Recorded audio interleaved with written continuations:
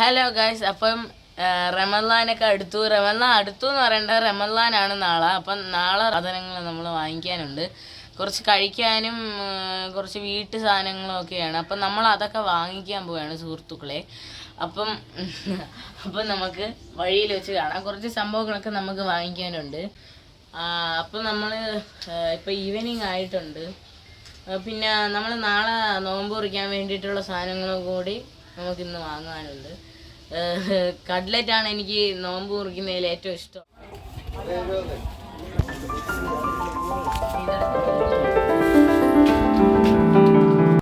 അപ്പം നമ്മൾ അവിടെ നിന്നൊക്കെ ഇറങ്ങി റവാബി കയറി. നാളെ നോമ്പല്ലേ, അതുകൊണ്ട് ഞാൻ വിചാരിച്ചു ഇച്ചിരി ഷവർമ ലൈമും കൂടെ കുടിക്കാമെന്ന്. അങ്ങനെ കയറി ഗൈസ്.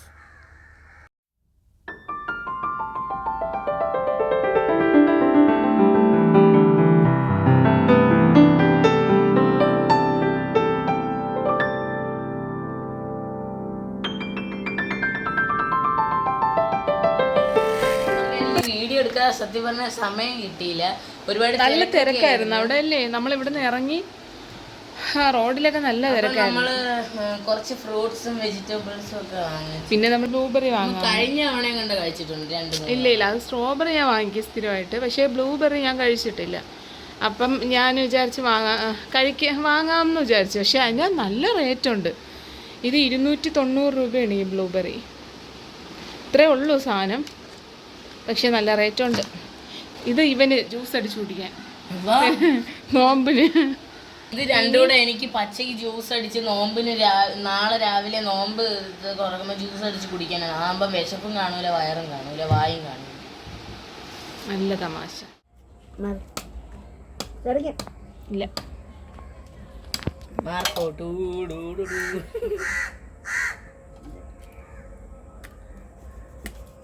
വെള്ളം ഇവിടെ എപ്പം മീൻ കട്ട് ചെയ്താലും ഇവിടെ എന്തോന്നൊക്കെ മീനൊക്കെ വെളി വെച്ച് കട്ട് ചെയ്താലും ഏതെങ്കിലും ഒക്കെ ഒരു ജീവി വരും. ഇപ്പൊ അതുകൊണ്ടാണെന്ന് ഇവിടെ നിന്നതെല്ലാം പോയാടാ. മാറിക്കൊട് എന്റെ പേർക്കൂടെ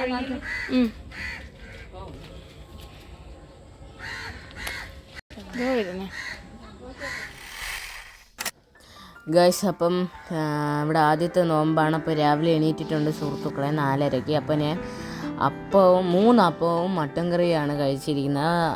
വൈകിട്ട് 6 മണി വരെ ഇരിക്കാനുള്ളതില്ലേ, അതുകൊണ്ട് കുറച്ച് കൂടുതൽ കഴിക്കാമെന്ന് വിചാരിച്ചു. അങ്ങനെ ഇത് വൈകിട്ട് എൻ്റെ ഉമ്മ മട്ടൻ കറി വയ്ക്കുന്ന ദൃശ്യങ്ങളാണ് സുഹൃത്തുക്കളെ നിങ്ങൾ ഈ കാണുന്നത്. കൂടെ കട്ട്ലറ്റും ഉണ്ട് കേട്ടോ ഗൈസ്. ഉമ്മ നല്ല അടിപൊളിയായിട്ട് കട്ട്ലറ്റ് ഉണ്ടാക്കും. അപ്പോൾ കണ്ട് രസിച്ചു. നോമ്പൊക്കെ ആവേയില്ലേ, അതുകൊണ്ട് നിങ്ങളും കട്ട്ലറ്റൊക്കെ വീട്ടിൽ സ്വന്തമായിട്ടൊന്ന് ഉണ്ടാക്കി നോക്കും.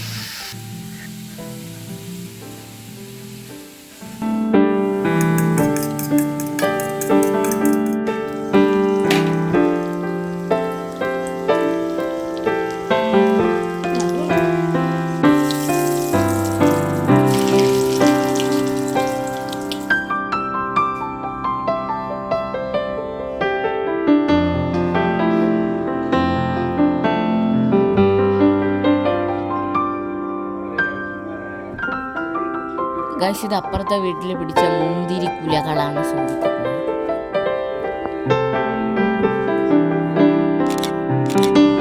അങ്ങനെ വൈകിട്ട് നോമ്പ് കുറിക്കാറായി. നമ്മൾ വലുതായിട്ടൊന്നുമില്ല, ലൈറ്റായിട്ടാണ് കഴിക്കാമെന്ന് വിചാരിച്ചത്. അപ്പോൾ ഇത്രയൊക്കെയാണ് സാധനം.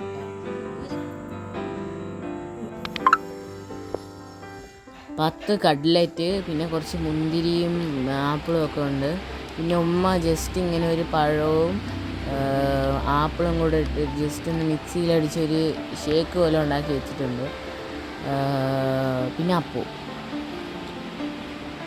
അത്രേ ഉള്ളായിരുന്നു. കാരണം ആദ്യത്തെ നോമ്പായതുകൊണ്ട് വലുതായിട്ട് കഴിക്കാൻ പറ്റില്ല. ഇനി അങ്ങോട്ട് കിടക്കയില്ലേ, ആഞ്ഞു പിടിക്കാം.